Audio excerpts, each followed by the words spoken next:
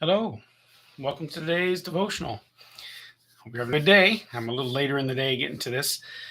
Just once again, one of those ways my schedule goes. It changes from day to day, but I'm a little later in the day, but hopefully it's still useful to you. We're going to look at Proverbs chapter 7, verse 6 today. And in order to do this verse, I want to read more than the verse. I want to read a little bit of a story in Proverbs. The majority of the book of Proverbs is simply proverbial statements.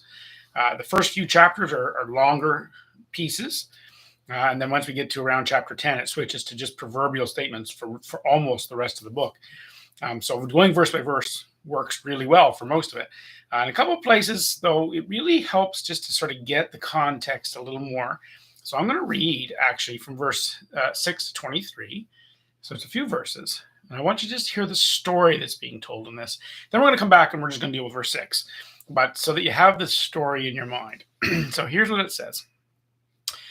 For at the window of my house I looked out through my lattice, and I saw among the naive and discerned among the youths a young man lacking sense, passing through the street near her corner, and he takes the way to her house.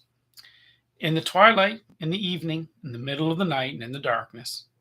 And behold, a woman comes to meet him, dressed as a harlot and cunning of heart. She is boisterous and rebellious. Her feet do not remain at home. She is now in the streets, now in the squares, and lurks by every corner. So she seizes him and kisses him, and with a brazen face she says to him, I was due to offer peace offerings today. I have paid my vows. Therefore, I have come out to meet you, to seek your presence earnestly, and I have found you. I have spread my couch with coverings, with colored linens of Egypt. I have sprinkled my bed with myrrh, aloes, and cinnamon. Come, let us drink our fill of love until morning. Let us delight ourselves with caresses. For my husband is not at home. He has gone on a long journey. He has taken a bag of money with him, and at the full moon he will come home. With her many persuasions, she entices him.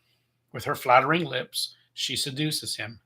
Suddenly, he follows her, as an ox goes to the slaughter, or as one who in fetters to the discipline of a fool, until an arrow pierces through his liver.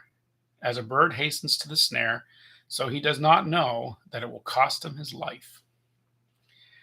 So there's a little story there about a youth, a young man who's naive and not wise, and how he is lured. He goes out in the night, he goes to a certain place, and the woman comes out and she lures him into her home. And at the end, of course, it says, he's led away like an ox to slaughter until an arrow pierces his liver. So the husband came home early, maybe, whatever, but he ends up dead. He costs him his life.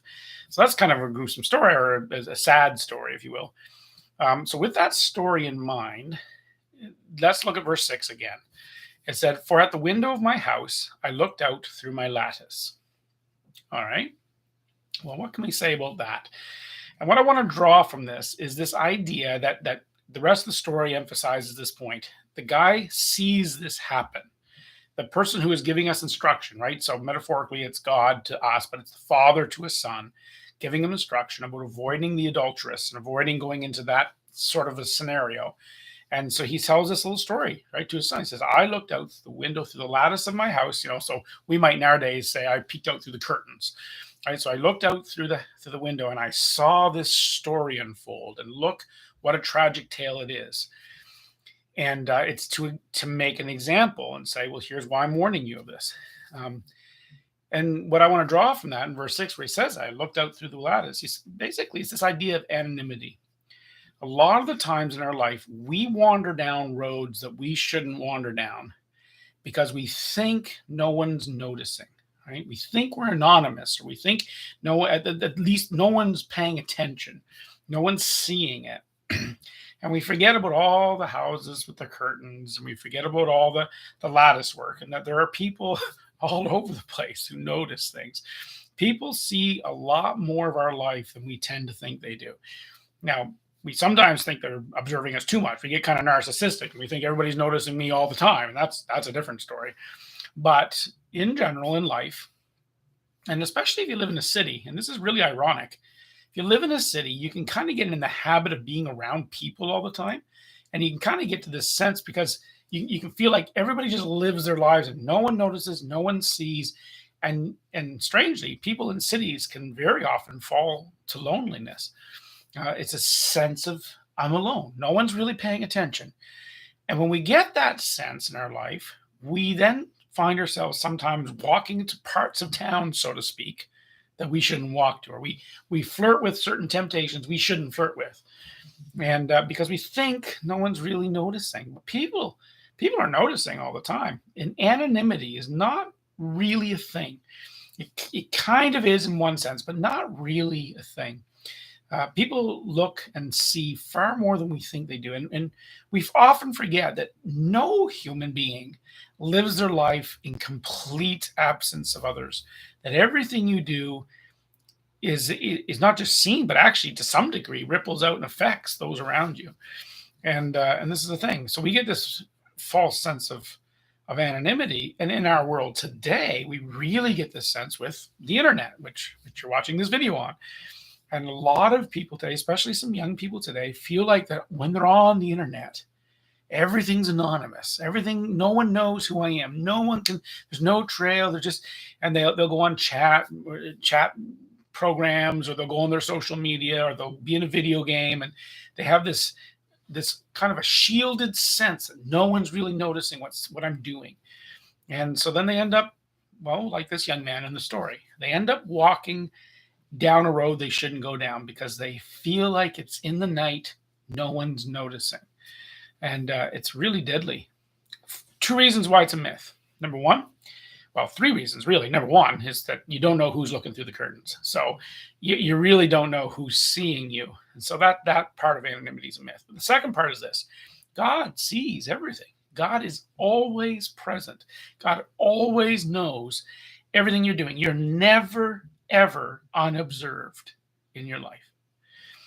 But the one for today's thing is the third one, and that is this: wisdom sees it as well.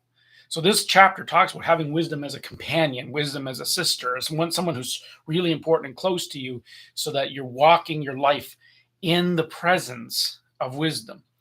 And what we forget is that wisdom, even though we're personifying it, wisdom sees everything you're doing. And what does that mean? It means this: that the consequences of your action don't require a human observer. When you live your life and you do things, consequences will occur whether or not a human is watching you do it. If you think you're anonymous, doesn't mean you're consequence free. Wisdom, logic, outcomes, it happens. It will happen. This young man in this story thought he was out there in the night. He thought he was walking down the street. No one was walking down. He thought it was just him and the girl. And he didn't know that the person was looking out through the lattice, right? He was just walking, doing his thing, and he went there for a reason. And she entices him, and the thing happens, and she's saying, "What? My husband's not going to be home till the end of the month."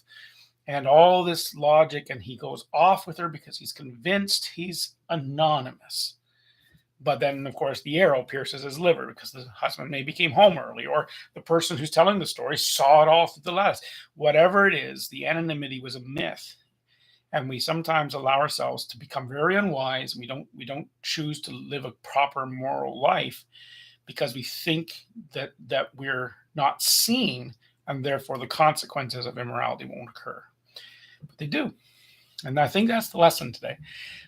This is another little bonus lesson too.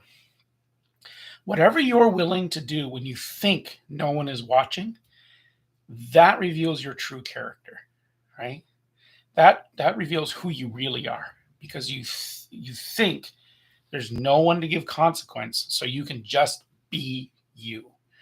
And that's very revealing. And one of the things that Proverbs tries to teach us is that there's a lack of character in a person like that. The person is a fool. The person is naive. And the Proverbs will talk a lot about this fool character, the person who's without wisdom.